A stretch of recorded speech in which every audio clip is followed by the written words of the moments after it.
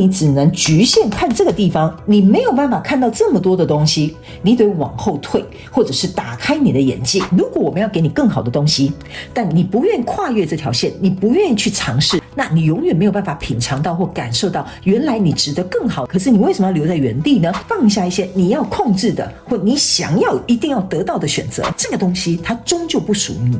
所以你硬要它属于你，你还是抓不住它的。你在这个记录过程当中，你要为自己重新塑造一个良好的回圈，良好的循环，不要在过去那个比较没有那么好的循环，或者是不再适合你的循环，你不需要再重蹈覆辙了。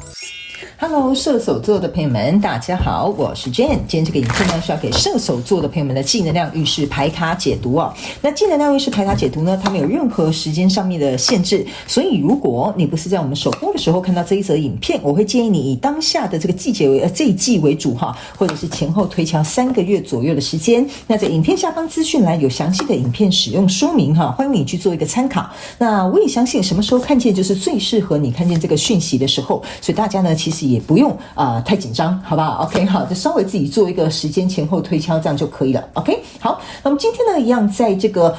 准备要开始进入到正能量运势牌卡解读的同时呢，我们一样会跟大家分析一下有关于正能量运势牌卡解读的整体架构跟流程。首先呢，正能量运势牌卡解读我们会分为上下半场。那在上半场的部分呢，我们会来分析有关于每个月的这个现状哈，跟一些概况。那接着呢，我会来跟大家分享在每个月你要能够去学习的实际课题。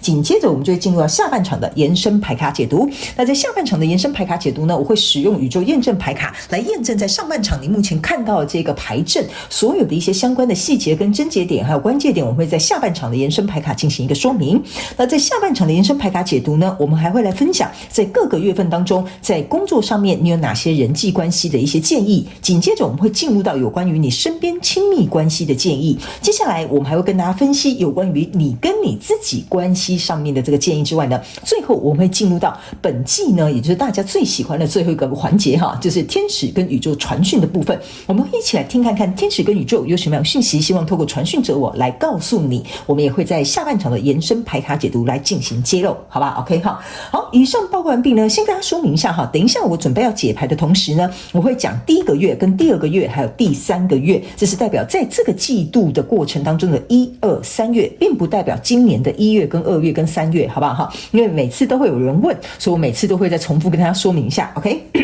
那这张牌卡呢，是你主要这一季的这个整体主体的架构最主要的能量场之外呢，在这里还有一张你目前看不到的这个牌卡，这个就是你这一季的王牌底牌。也就是说，在这一季的过程当中，如果你有遇到任何的问题或希望能够有一点建议的话，你可以来听看看你的王牌底牌有什么样的建议要提供给你做一个参考，好不好 ？OK 哈，好，那我们就话不多说，我们就准备进入到你的能量场当中。那请这个射手座的朋友们给我一点时间，让我去感受你能量场上面呈现跟细节哦。OK 好，请稍后哦。然后不好意思跟射手座的朋友们讲一下，因为呢，我的支气管还没有完全的恢复，所以在录影的过程当中可能会咳嗽，请大家稍微包容一下，不要介意，好吧 ？OK 好，不要介意哈，我可能会一直酷扫哈。好的。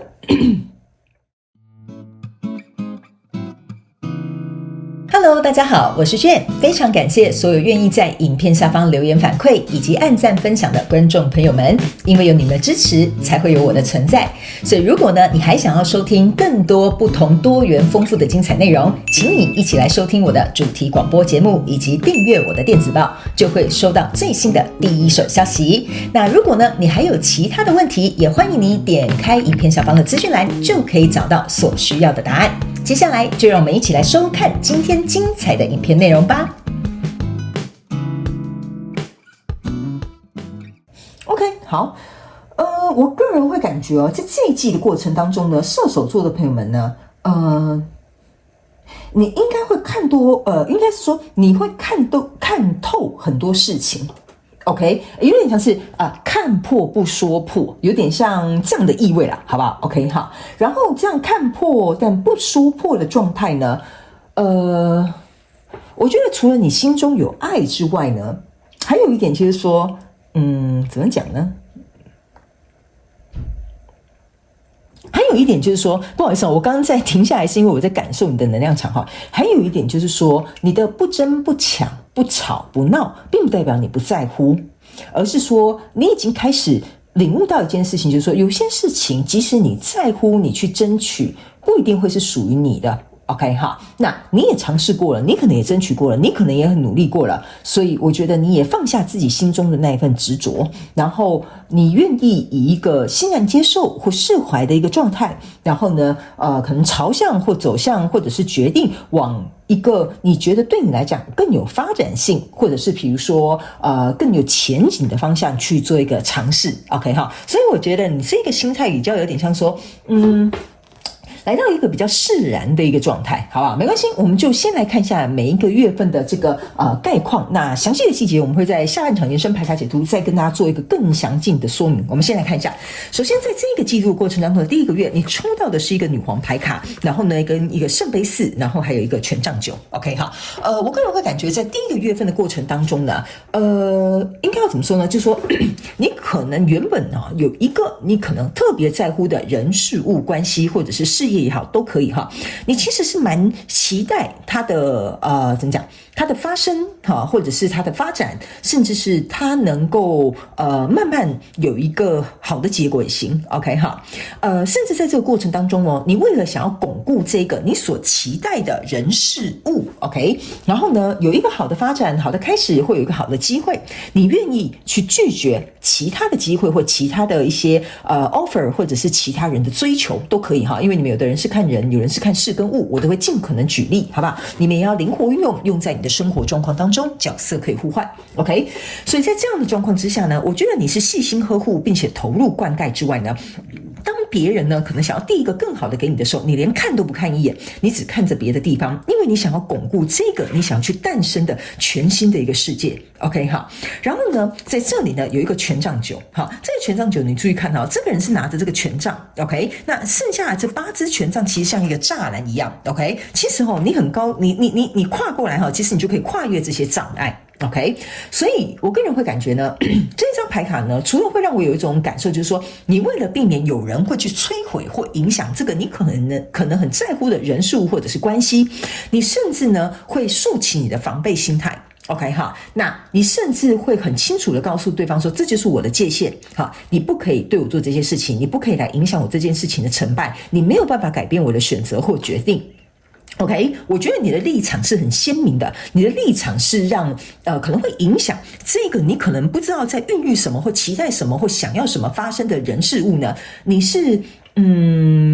我会这样觉得哈，你就是很像那种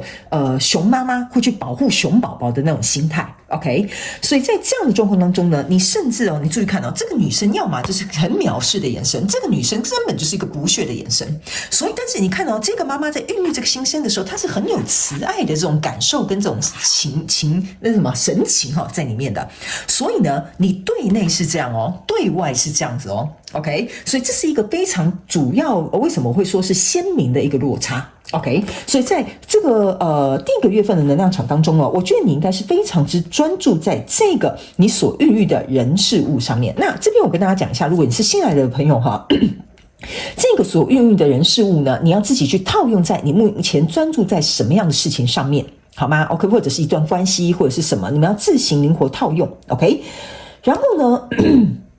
我个人会有一种感觉他们叫我再解释一下这个权杖9。这个权杖9呢，这边有4支权杖是站立的，3支权杖是打横的。这4支权杖站立的意思就是说呢，为什么我要拿一支最长的权杖在这边，好像是就是预防你跨越我的界限？原因是呢，这4支权杖我选择的是一个会比较稳定的，会比较长久，会比较安稳的一个这个对我来讲就是对这个人来讲有点像说，我选择这个东西，它一定要很稳定，它一定要很长久，它一定要很稳固，而且这个是没有办法改变的，因为这3支权杖象征的意思是说，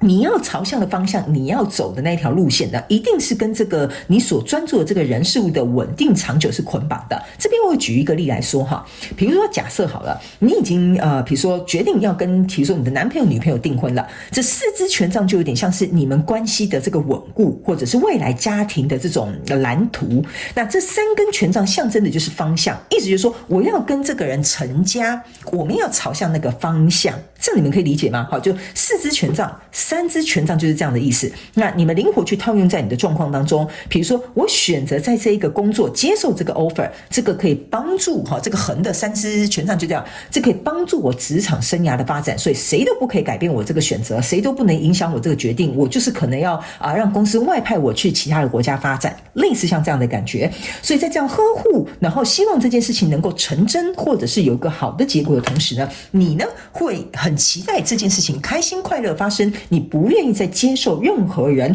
来影响你、阻拦你，或者是改变你的决定，好不好？这样你比较能够理解。但是我必须要讲哦，这个你所预期的东西它还没有发生。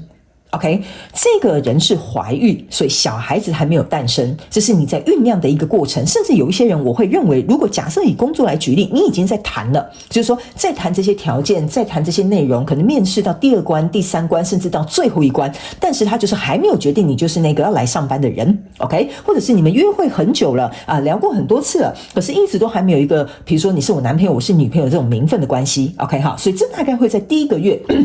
是这样的情势 ，OK？ 那接下来来到第2个月份的过程当中呢，这边是一个宝剑6跟一个死亡牌卡，然后呢还有一个权杖国王 ，OK 哈。那宝剑6跟权杖国王呢，我个人会感觉这边在第2个月份的过程当中呢，这个原本可能你很期待的人事物或者是关系呢，它突然呢好像有一个峰回路转或者是急转直下的一个状况。这张是一个死亡牌卡，象征的就是说这一件事情突然好像有点像是比如说不告而别或无疾而终，或突然有一个情势上面的改变，所以这个小孩并没有诞生出来。OK， 那这边有一个小众的这个讯息就是说，比如说你现在是在备孕或你已经怀孕的，不好意思这边我真的要 say 一个 sorry， 就是说有可能这个小朋友在这个月份的时候他可能会离开。OK， 就是说这个小朋友可能是比如说有些人可能就是体质没有办法留住他，或者是比如说就有一些状况，所以这个东西不适合留住这是一个非常极小众的讯息，所以请大家不要去过分的就是去想太多。如果你现在怀孕的孕程是很顺利的，我不是在说你。OK 这个是出乎意料的，所以是你不可能就觉得说我的小孩怎么会这样子呢所以不要想太多如果你是怀孕要保持心情愉快好不好但是呢这边会有一些小众的讯息我必须还是要提到 OK 好，所以呢这个呢你可能原本想说很期待很欢乐要诞生的这个人事物，它突然发生这样子的转变 OK， 所以呢这个虽然是一个死亡牌卡，但这边也象征的是一个重生 OK， 所以意思就是说虽然你失去了这个原本你要孕育的东西，但是相对的它给了你多一个选择。那多一个选择是什么呢？就比如说原本你是已经决定好要去国外深造的 OK 然后呢你觉得公司要外派你很好 OK， 但突然公司跟你讲说我们没有这个预算了，或者是这个计划可能延后了，所以你本来兴高采烈的来到第2个月的时候，你会突然发现说怎么会这样，好像期待落空。所以这个宝剑6有点像是在惊涛骇浪当中呢，你坐了这一艘船，然后呢准备要上岸了，就是说原本你已经要出海了，你原本想说很开心要去闯荡了，可是现在你又必须坐船回来，然后在回来的过程当中，这边是几只乌鸦拉着你回来的，所以拉着你回来的同时，我觉得选项不是选项很好，这个射手座的朋友们在第2个月份的过程当中呢，你会有一种觉得那接下来我该怎么办？OK， 因为原本你可能计划好了推掉了机会的，或者是拒绝了人情的，现在都没有了。OK， 因为你为了这一个人事物做了很多的牺牲或很多的这种抉择，但是现在回来之后，你这个乌鸦代表就是那我接下来该怎么办？我要去哪里找工作啊？或者是我拒绝那些人，他们都已经找到适合的人选啦。OK， 好，这就是为什么你虽然要上岸的同时，可是你会担忧一些东西。不过为什么我会说呢？你也会有一个额外的选项。额外的选项的意思就是说，好，那现在这个公司呢，它不，比如说我继续延续同一个例子它不外派你了，然后你回到原本的工作岗位了，那你会有另外一个选项的意思就是说，你看见了原来你的价值在你要准备出去完成这个比如说外派工作的同时，你看到很多不同的机会进来，你理解到了一件事情，你不仅可以留在原本的位置，你不仅公司会提供给你外派的这个机会，但是相对的你也有发现一件事，就是别人看到你的价值，他们也想给你一个更好的 offer， 这个就是另外一个选择机会。所以这个呢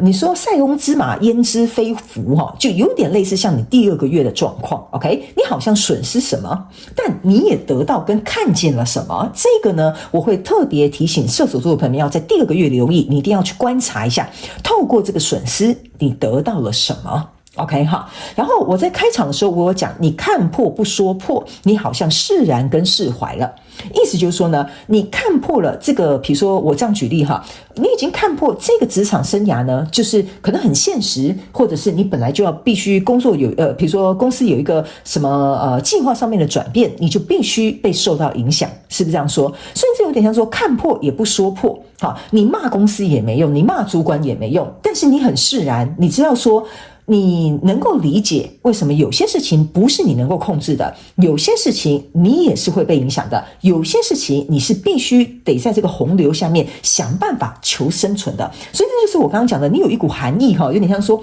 你看破不说破，但是你也释然的这种感觉 OK 哈。那这个权杖国王呢，他呢你可以注意看，他是拿着一个权杖，后面有一只狮子在等他。我觉得在这里中间稍微受挫的过程当中呢，射手座的朋友们在第2个月哈，我觉得你在酝酿你自己的这个力量。OK 哈，就是除了酝酿自己的力量之外，这个权杖国王还有给我一种感觉，就是你在控制你自己的状态。比如说这件事情没有完成，你很失望，你在控制你自己的情绪哈，或者是这件事情不如你的预期，你很伤心难过，你想要控制好你自己的生活，其他事情还是要做哈。我就是稍微举例一下，所以这除了有控制之外，正在找回自己的力量，还有一件事情去发现，原来这件事情可能让你有意外的一些选择，或看到意外的一些结果，然后最重要的是这边有一个重生的机会。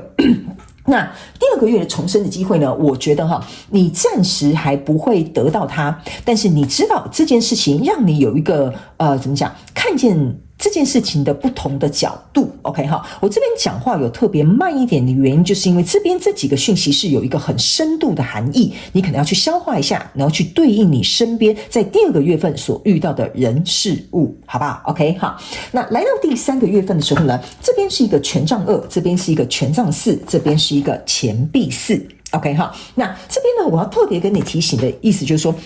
刚刚在过去的时候我们有讲，你原本很期待的这个人事物或者是关系，它可能是一个很稳固，你原本觉得这是我想要稳固发展的关系，或者想要追求的这个职场生涯 OK 好。但是呢，来到未来这个状况当中呢，你注意看哦，这边呢是有一个权杖2加权杖4，象征的也就是权杖6 OK。我个人会感觉哦，在这一次的挫败的过程当中哈，其实是一个老天爷介入的一个校正 OK 哈，就是说这个比较稳固的权杖4可以让你这么开心快乐的东西呢，你注意看，这是一个人坐在这边拿着一个地球。那我刚刚是不是有说你在孕育这个地球，对不对？好，就是你在孕育这个新生。可是呢，这个地球呢，当它出现的时候，你就想象它这个地球出生变成一个地球仪，好不好？我知道有点拟人化哈，但是这样子我比较好解释给你听，就是说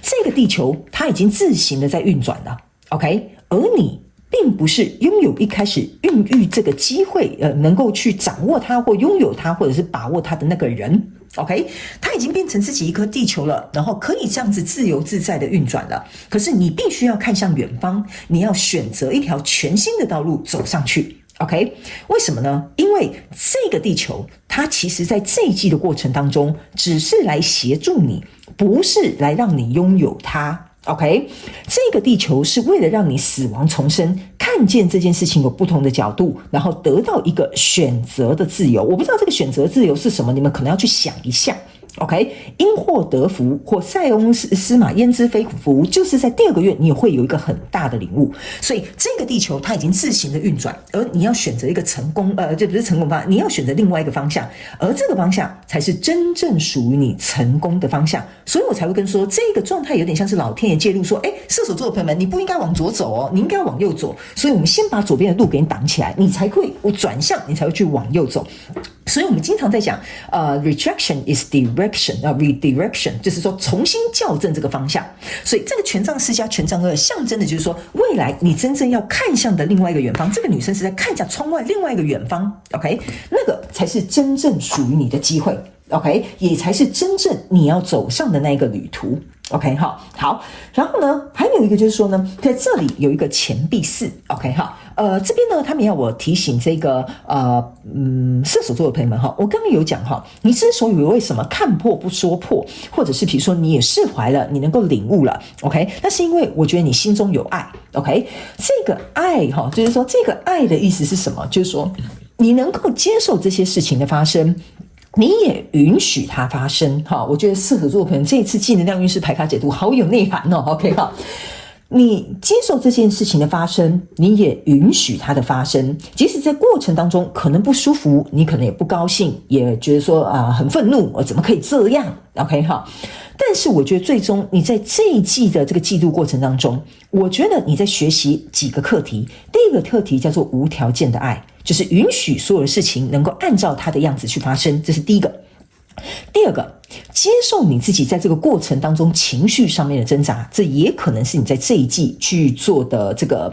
学习。OK， 好。第三个，老天爷，你在学习相信一件事情，就是老天爷绝对会因为关了你一扇窗，开你另外一扇门。OK， 所以你在打破死路一条或者是我死定了或者是这样该怎么办那我是不是未来没有希望的这一种信念上面的盲点，是你这一季要学习的。因为我刚刚有跟你讲，是乌鸦拉着你。OK， 所以呢，你的脑袋里面一定会有一些负面或不是很好的想法，这个请你在这里暂时打住，因为你真正的希望跟改变或者是契机在更后面一点点。OK， 这个是有点像是要把你拐个弯，走向一个更适合你的道路，你才会知道说你因祸得福。所以这张牌卡这个钱币4呢，象征的意思是说，你注意看到，这是一个女生抱着一个钱包，对不对 ？OK， 好。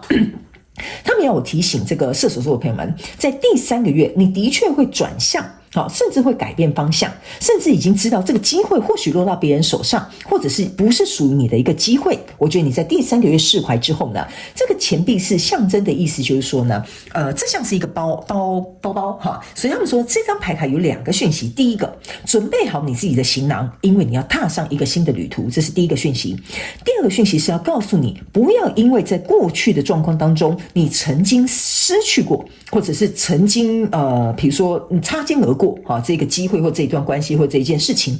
而因此变得不敢再勇敢的放开你的双手，勇敢的去闯、去冒险，或者是再次的去尝试。这个是在你第3个月的时候你要特别注意的，因为这张牌卡是坐着，这个人拿着权杖也是坐着。OK， 他们都还没有起身，所以象征的意思说，你要跨越这些考验跟这些状态之后，你才会站起来起身而行。所以你的机会或者是这个重新导向能够看到一个发展的时候，要在这一季过后。所以在第3个月，我觉得你有点像是比如说这里你原本很开心，这边结果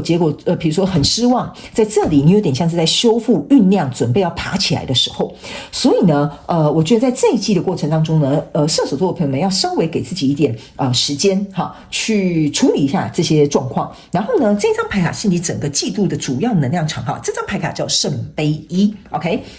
这张牌卡有几个寓意，就是说在这一季的过程当中，我刚刚有讲了，你在学习的那3个课题你重新去听一遍。还有一件事情就是说，这个圣杯1是你浮在你的胸前的。 OK， 意思就是说呢，在所有的状况当中，在这一季当中你都要能够去保持你心中的正向与爱。 OK， 我知道我这样讲你可能会觉得有点心灵鸡汤，你就说Jane，我都发生这种事了，我还要保持正向，这也太强人所难了吧。 OK， 好，我知道这很难。 OK， 但是这就是你这一季要磨练的地方。 OK， 第二个，这张牌卡也在告诉你，在这个季度的过程当中，你一定要温柔的去对待你自己，你要把最好的圣杯、最好的爱给你自己。OK， 那第3个，这张牌卡也要告诉这个射手座的朋友们 OK， 当你能够去理解什么叫做无条件的爱，不是说叫你无条件爱别人然后就没有爱自己，你也要给自己无条件的爱，去接受你自己的这个状态。你就会发现一件事情非常有趣的，当你用爱跟接受去看见你自己，接受你自己的时候，你会突然发现你会找回你自己的力量。 OK， 好，比如说允许你自己去失败，允许你自己跟这个机会错过，允许你自己原来一开始这样子这么的坚持，这么的守护，或者是这么的投入，可是却没有得到这样的结果我是不是很笨我怎么会这样子呢我是不是很蠢我怎么会做这样的决定呢大部分的人一定会在事情发生的时候，有些时候会自责自己，但是你不需要这样子，你可以去接受你自己说原来事情就变这样OK， 好，我当初也很坚持我为什么坚持？因为我喜欢这件事情因为我想要这一次一个投资的项目上面努力因为这一段关系是我很想要追求的OK， 所以你来到这里，你没有必要去自责你自己，或觉得自己很蠢为什么会这样子做？这跟你都没有关系 OK， 而是这件事情它本来的走向就要走向另外一个方向 OK，而你在这个过程当中要去理解，走向另外一个方向，对你来讲，你得到了什么样的学习跟课题，这个就是这一张圣杯一要告诉你的讯息，好吧 ？OK 哈，好，那接下来我要来跟你分享有关于你每个月份你要能够去学习的这个实际的课题，好不好？那我们当然在每个月份里面呢，还有什么样的细节跟症结点，我们会在下半场延伸牌卡解读，用宇宙牌卡来进行一个讯息上面的补充，也跟大家做一个说明跟验证哈。所以呢，大家不要急，好不好 ？OK 哈，好，那等一下我们也会来听看看你的王牌有什么样的讯息要告诉你，好不好？射手座的朋友们 ，OK， 来，首先我们先看一下，在第一个月份你要学习什么东西哈？来 ，How are you treating yourself emotionally? See， 这就是我刚刚跟你讲的。射手座的朋友们哈，你们真的，我必须要讲，有些时候呢，我不勉强你们来看延伸牌卡解读，也不勉强你来看这个宇宙验证牌卡，但是你可以去看看为什么我会自己抽自己的牌卡来验证我要告诉你的内容，就是这样，你是如何去对待你自己的。OK， 我刚刚有说了，这一张牌卡在我还没有洗牌之前，我就要告诉你，你这个无条件的爱要给自己，允许自己做了这些事情，允许这件事情这样子发生。OK， 所以你第一个月就是要去学习 ，OK 哈，你是怎么样对待你自己，或者是你是怎么样对待你的情绪，或你是怎么样用什么样的情绪去看待你自己的这个状态。OK 好，这个有翻译可以有很多不同的形式，但是我跟新的朋友们讲一下，我不是完全按照牌意来进行一个解释的。所以第一个月呢，我个人会感觉哈，你必须要能够去注意到一件事情，就是说呢，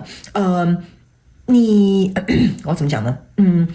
你如果呢是用非常正向的这个情绪去灌溉你的思维，好，或者是用非常怎么讲？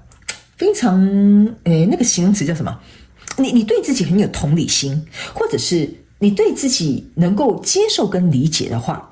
这样子的话呢，其实在第一个月份的过程当中哈，我个人会感觉，等你走到第二个月事情发生的时候，你会比较容易过得了这个关卡，好吧？我这边举一个例来说 ，OK 哈，假设你就是我讲的不小心小产的那个非常小众的这个射手座朋友们，你在这边很期待这个小孩的出现，然后什么都不敢吃，什么运动也不敢做，别人告诉你不可以怎么样，你就乖乖的遵守。OK 哈，来到这里的时候，你突然发现啊，很意外的小朋友就是小产的 ，OK， 这个时候你就会说，一定是当时候我不小心拿的那个杯子，一定是当时候我不小心吃的那个什么东西，哈，这就是像我刚刚讲的那个自责 ，OK， 你一直在怪你自己，这个意思就是说你是怎么样去对待你自己的。OK， 在这个过程当中，你所做的一切，你已经很努力了，你做得很棒了，甚至你在这个事情上，在这个工作上，在这段感情上，你付出很多了。OK， 所以在这个过程当中，你在第一个月份，或者走到第二个月份，你都不需要对自己有过分的自责跟苛求。我不知道为什么他们一直叫我重复讲这个东西哈，可能对射手座的朋友们来讲很重要。OK， 所以你要能够去学习，第一，接受你的情绪 ，OK， 第二，接受你自己做的决定，第三，不要去责怪你自己，因为当初的你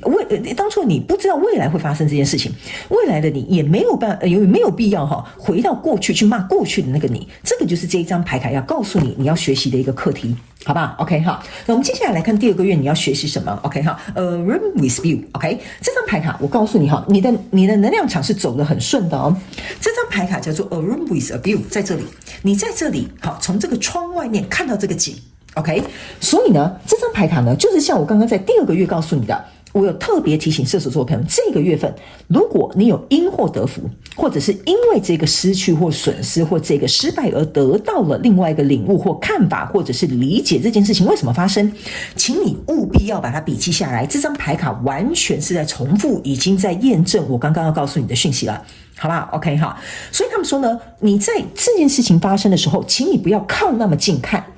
这张牌卡是要告诉你往后退一步。OK， 因为当我们每个人在看这件事情靠得很近的时候你只能看到这么小的范围，然后呢，你就会以这么小的范围去定义这件事情为什么会这样子 ？OK， 但是当你往后退一步、2步、3步的时候，你会看到比较大的画面，你会比较能够理解为什么这件事情会这样发生。所以这张牌卡叫做 A Room with a View， 就是要告诉你你要必须能够挪出空间来之后，你才可以看到整个大环节或整个大画面要呈现给你的一个状态。好不好 ？OK 哈，所以呢，这一张牌卡要告诉这个射手座的朋友们，你要在第2个月去学习往后退个几步，你才能够用不同的角度去看待这件事情，也能够从中去理解到这些人事物。OK 哈，好，来，接下来第3个月，我们看一下哈 ，What does self-kindness look like to you？ OK， 你看吧。自我哈，这个不好意思，我不太会翻译，我有时候翻译很逊哈。来，这张牌卡象征就是你要对自己好一点，温柔一点，这是不是我刚刚都跟你讲过了？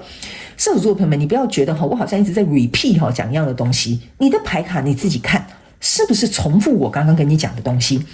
这张牌卡就是要告诉你，这件事情事已至此，发生了这些事情之后来到这里 ，OK？ 你觉得？对自己好好的照顾自己，或自我呵护，或对自己温柔一点，这些事情对你来说是什么样的意义，什么样的含义 ？OK， 因为当你不放过这些事情的时候，就像我讲的，这一季你会释然嘛，你会看破但不说破。OK， 你会释然，你会理解，你会接受，你会愿意低下头来，能够去觉得有点像是顺从命运的这个安排。这一张牌卡就是要告诉你，在这个过程当中，只有你自己可以扶持你自己，只有你自己可以温柔的对待你自己，只有你自己可以去决定你要怎么样去评判你自己。这张牌卡就是要告诉你，在第3个月份的时候，你要去学习这样子的课题。OK， 好不好？所以呢，我觉得在第3个月的过程当中呢，你应该呢是要去能够怎么讲？你看哦，他们叫我刚没有在看这个字哈，我刚一直在看远方的能量场。来，这张牌卡，他们只要我提醒你一句话，在这里 ，Notice what arises for you。OK 哈，那这张牌卡就是要告诉你一件事情，你要去注意到有什么东西哈，他们叫我翻译成这样子，你比较能够容易理解。你要去看有什么东西因你而生 ，OK， 或者是有什么样的东西带领你到这个境界。或者是有什么东西它能够让你离开这样的状态，好，比如说健康的心态，比如说看事情不同的角度，或者是理解这件事情为什么会有这样的原因，这些都是这句话要告诉你的含义，好不好？所以这些都是你在这个月份你要能够去学习的课题哦。那接下来我们来看整个季度你最重要学习的课题是什么？ Connect with your why。OK， 好，来，就是说你自己why 就是为什么嘛，是不是这样说 ？OK， 好，来，这张牌卡呢，要提醒射手座的朋友们，就是说，这张是跟你的这个叫什么圣杯1是结合在一起的 ，OK， 所以意思就是说呢，你在问 why 的时候要注意一件事情，不是说 why 为什么这件事情在我身上发生，哈，不是这种问法 ，OK， 好，是反而怎么讲？你要对不起啊，我想一下怎么翻译这个能量场给你听，有一点像说，比如说这边有一件很倒霉的事情，那偏偏就发生在你身上，或者是你原本升迁的机会被隔壁老王抢走了，好，你不是那种拍桌子问老板说 why 为什么是我，为什么会这样，为什么你后来改变了你心意，不是用这种想法，而是这个 why 你要换一个方式去问你自己，就是说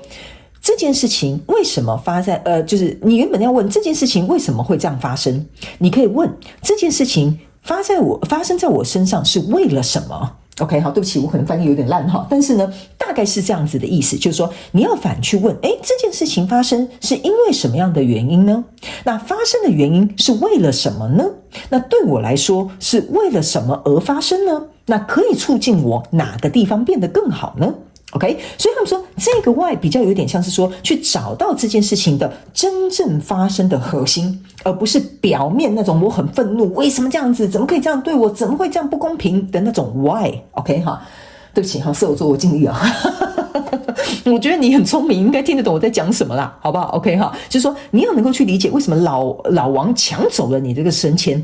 因为或许这一份工作根本就是吃力不讨好，而你的老板觉得应该要让老王去做，而把你可能分配到另外一个更好的机会，或者是因为老王抢去做了，你反而有机会能够看清楚你的老板跟老王是怎么样的人，所以你反而能够有机会去接受其他公司的 offer。好，这个你也可以套用在关系里面，套用在任何事情上面都可以，你们要灵活运用，好吗 ？OK 哈，所以这张牌卡有点像是你整个季度的最主要的主体能量场要告诉你的事情，你要学习的课题，好不好 ？OK 哈，好，我尽力了。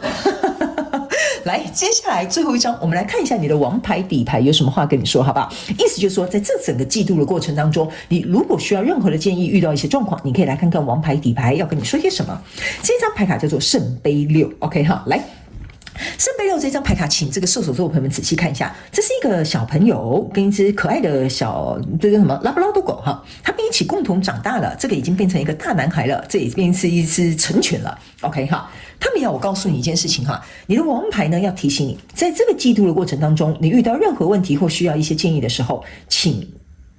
不能说牢记这几句话啦哈，但是你可以稍微对这几句话稍微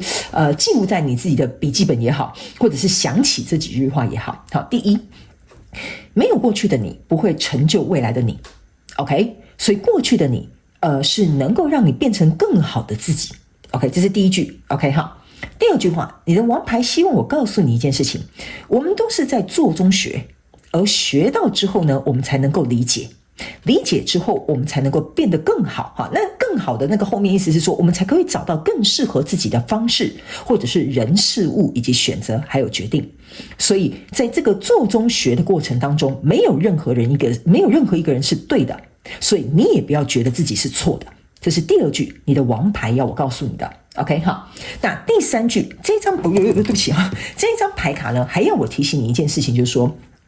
在人生的过程当中，有很多时候我们可能会一直去追求我们认为自己适合的，或者是好的，